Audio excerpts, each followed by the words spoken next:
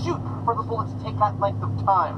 Isn't gravity lovely? Well, now we need to know how quickly we can jump out of the way, huh? Human reaction test it is. Let's do it. I can't believe he can hit that target from here. Hit the target? I can't even see it.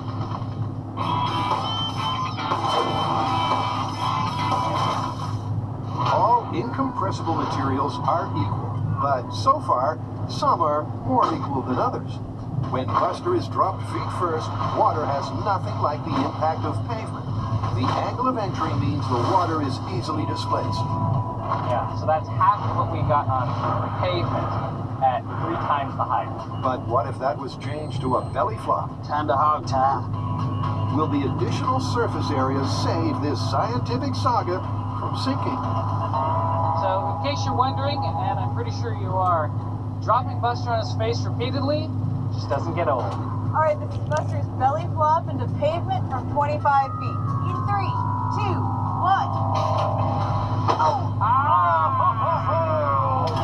That looked painful, and without his legs breaking his fall, the G-load was much higher than the feet first test. So we just dropped Buster